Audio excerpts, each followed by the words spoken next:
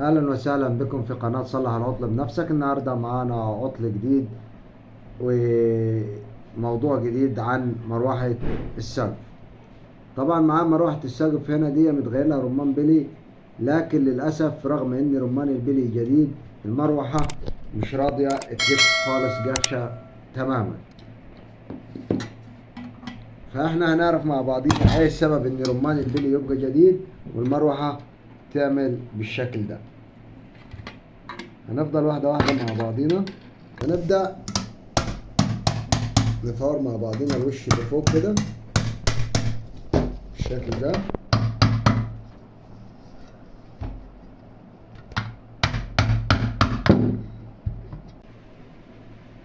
أول حاجة بعد ما احنا فكينا الوش، طبعا الوش عايز يتضغط عليه هنا، هفهمك الموضوع ده بعدين.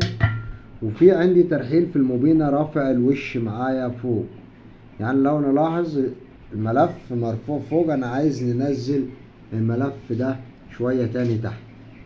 هننزل الملف ده على المكبس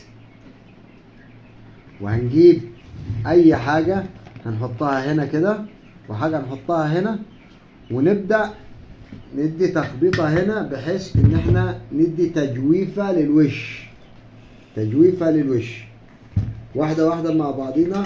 هنرد دي على المكبس وارجع لك تاني. طبعا ظبطنا الموبينة مكان العكس، هنبدأ نركب واحدة واحدة مع بعضينا.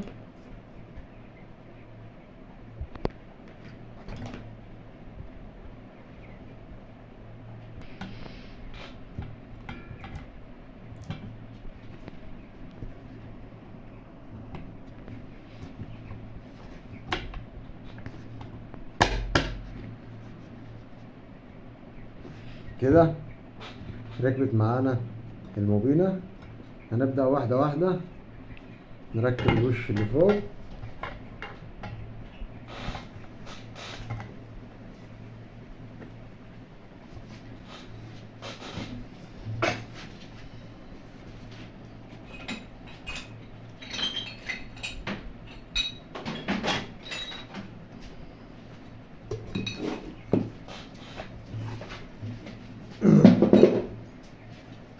هتبدأ تدي خبطة بسيطة هنا بحيث ان احنا نوصل البلياية نبيتها في مكانها.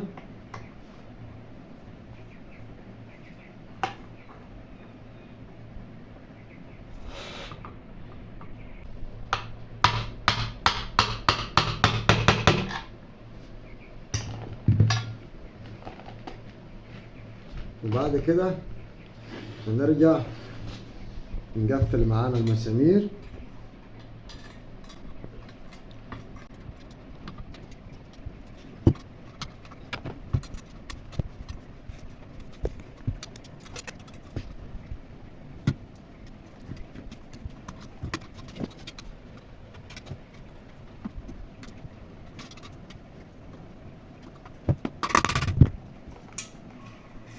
بالشكل ده احنا كده ظبطنا الوش بتاعنا.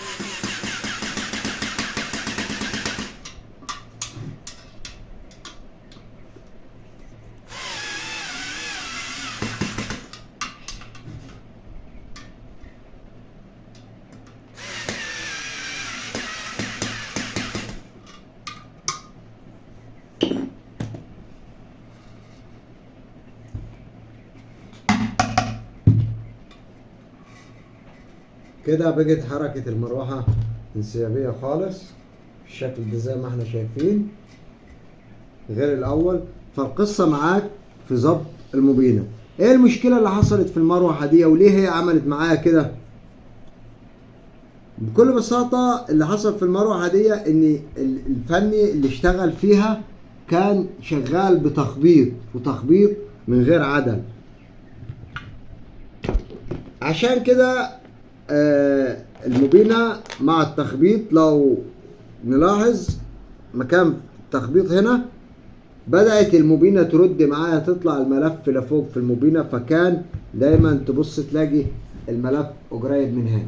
وطبعا التخبيط على دي ادى الى ايه؟ ان الملف الوش اللي فوق ان الوش اللي فوق ده هو يبدأ يتطبق معايا وما ياخدش وضعه الصحيح. وبالشكل ده احنا كده نبقى حلينا مشكلة تقفيل الوش. دي مشكلة ممكن تقابل اي فني مبتدئ او تقابل اي حد يكون هاوي. طبعا بعد الكلام ده هو لازم تختبر اطراف المروحة كويس خالص، تتأكد ان اطراف المروحة شغالة معاك سليمة 100% وامورك تمام، مفيش عندك ماس، مفيش عندك تحميل ارضي، لان تحميل الارض ده وحده مشكلة. فدايما حاول بقدر الامكان مراوح السقف بالذات خف التخبيط. كتر التخبيط ده بيعمل معاك مشاكل، هيبقى صعب عليك حلها. فكده احنا نبقى وصلنا ازاي ان احنا نعرف نظبط وش المروحة فوق وتحت ونظبط المبينة. هتلاقي الشرشرة في شرشرة في الاكس دوت بتبقى ظاهرة، هتظبط المبينة على الشرشرة هتبقى الدنيا واضحة معاك خالص. وكده احنا نبقى وصلنا لنهاية حلقتنا النهاردة. لو عجبك الفيديو اعمل لايك وما تنساش تشترك في القناة لو كنت لسه مشتركتش في القناة، وفعل زر الجرس عشان يوصلك كل جديد. سلام.